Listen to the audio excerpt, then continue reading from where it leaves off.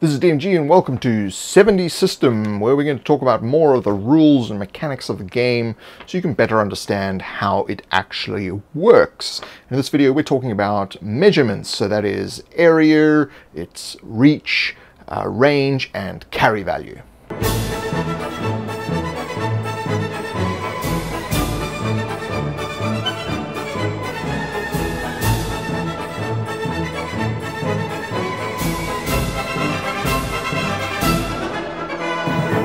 So if you'd like to help support these channels, please check out patreon.com/7DSystem. So measurements. Again, we're going to take an arbitrary value into this so that it can be applied onto different worlds, different imperial or metric or whatever you like can be applied to this system. This is just the base system that helps you easily get through the game without arguments. So the first important measurement is area. So we define an area is the place that the characters are currently in. So for instance, we'll take a room. The room is an area. So if it is a small room and only 4 people can fit into it, you know, that you say it's a small room. You can have a large room. It's the same. It's defined as the area. Now, the boundaries of the area for a room, for instance, would be a window and the door. Those are the exits from this area into the next area. So those are the adjacent areas to this current area. So for instance, if you go out the door, you're now in the corridor. The corridor is a second area. It's the next area from the room. So the area has different shapes, different sizes. It's just easier to define within the area. So that comes into when we talk about range, which we'll talk about just now in this video. All you need to remember is that the area, the director must define where the boundaries of the area are. So again, if we're talking about area, it may not be a room. Let's say you're in the forest, you're in a clearing. The edges of the clearing are the edge of the area. If you're in a wide open space, say a field and there's a bit of rocks and a clump of bushes and all that kind of thing, area would be defined by between areas of cover. So if you've got a pile of rocks here and a bush there, between those two is the area that you're in. The next area will be to the next area of cover, etc. So that's how you would then consider area in an open space. Easy within cities. If you just, you know, a couple of houses down, that's the area you're in. If you're in a house, just that room that you're in. You're on the roof, it's just the roof of that house is the area you're in, and the roof of the next house is the next area, and the roof of the next house is the area after that. So the next thing to talk about is reach. Now, reach is essentially just your size value. So if you're human, you're size 5, which means your reach is 5. If you're going up against an ogre is 10, and it has a reach of 10. So where this becomes important is size of weapons and moving around.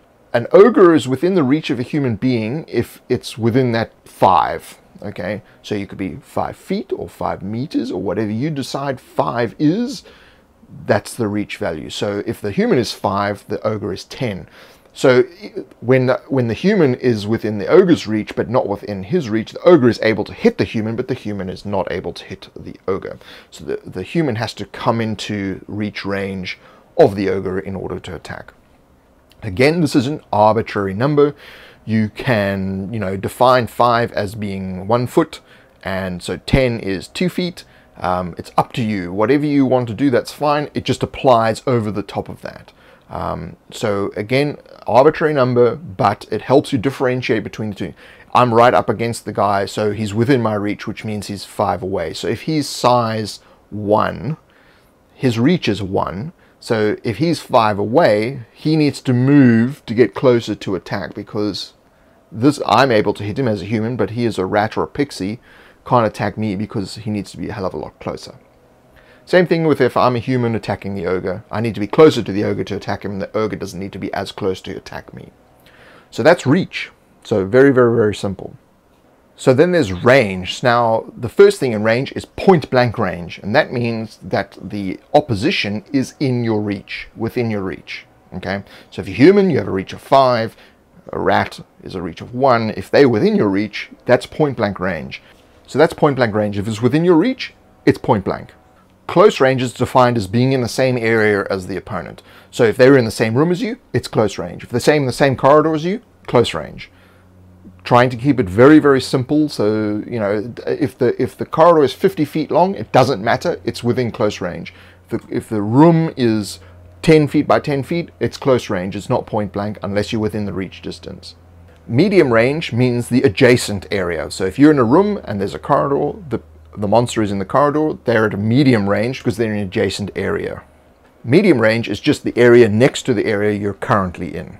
Long range is essentially 2 areas away from where you are. So you're in a room, there's a corridor and another room with a monster in it. So you want to fire an arrow through your room, through the corridor, into the other room. That is long range because it's 3 areas. Doesn't matter if it's 10 feet, 10 feet, 10 feet, doesn't matter. It's long range. So if this room is 30 feet and this is a 50-foot corridor and a 10-foot room, still long range. So it's area, 3 areas. So your area you're in, the next area, and the area after that makes it long range. Then you have extreme range, which is 3 areas away. So area you're in, then the corridor, then the room, and the corridor after that. That is extreme range. Very, very simple. Don't need to worry about measurements and all this kind of thing. It's just he's a corridor room and a corridor away. He's at extreme range. There's only one more range after that, and that's telescopic range. Now, telescopic range is for things like sniper rifles and things like that, and it's up to the director as to whether the person, creature, monster, or whatever is within telescopic range. So telescopic range applies to certain weapons in modern and science fiction and that sort of thing. There are not a lot of things in fantasy or medieval that will do telescopic range. That is range, really, really simple. You don't really need to think too much about it, and it won't lead to too many arguments. So that brings us to carry value. So carry value is really how difficult it is to carry an object on your person as a character. So carry value, every object has a standardized sort of carry value that you define in your own setting, or it will be defined by the setting that's put out by us or other people. So it's basically, again, an arbitrary number that helps you determine how much stuff your character can carry. The amount of stuff your character can carry is your maximum CV, or maximum carry value, and that is basically your size times your size. So if you're human, you're size 5, that means you have 25 maximum carry value. If you're an ogre, your size is 10, you have 100 as your maximum carry value. So the carry value is not just weight, it's also how cumbersome the thing is. If it's, you know, if it's really long, it's difficult to carry many of them. Something like a table may be light, but it's difficult to carry 4 tables. In fact, it's probably impossible, even if they're light, because it's difficult to hold them and drudge along with those tables. So a table may be light, but have a high carry value. Likewise, a very heavy rock may be very, very small. So it may have a carry value of 20, but it's very small. So it's easy to hold in your hand, but you've got to really try and lift it up off the ground, which makes it difficult. So it has a higher carry value because it has more weight. Again, it comes into sort of how cumbersome, how large, how unwieldy it is to carry something, the higher the value is going to be. You can actually have a look for some examples of carry value. Have a look on the 7DSystem.com website. Under the resources, you'll find weapons and things like that, and they have carry values to give you an idea of what weapons will, you'll be able to carry. So again, you want to determine how much your character can carry. You just take your size and multiply it by that same value. So if your size is 7, you multiply by 7, you get 49. That's your maximum carry value. So again, relatively easy, relatively simple. We're trying to reduce the amount of tracking that has to be done. If you're in the game and you don't really want to have to worry about things like encumbrance and all that kind of stuff with carry value and that sort of thing, you can just eliminate it from the game. That's completely up to you to incorporate it. This is just a way to have it in the game and for it to actually make some kind of sense, especially when we have to talk about lifting people up and carrying them. So if you're going to pick up someone, if they are size 5, they weigh 25 carry value. So if you as a human being, you want to pick up an ogre is 100 carry value. So you would need 4 humans to pick up an ogre. Okay? Relatively simple, easy to work out. So in the rules, you'll find out what happens when you carry more than you're supposed to, how that affects your character, and also you know, how to drag objects that weigh more than what you can carry. All these kind of rules and mechanisms are actually in the mechanics guide, and we will go in more depth in there and in future videos. So thank you for joining me. If you like this video, click the like button and check me out on Facebook and Twitter /7DSystem. And of course, you can subscribe to this channel or get notifications of these videos by clicking the subscribe button and the bell next to it. If you're already a subscriber, the bell is the thing you want to click.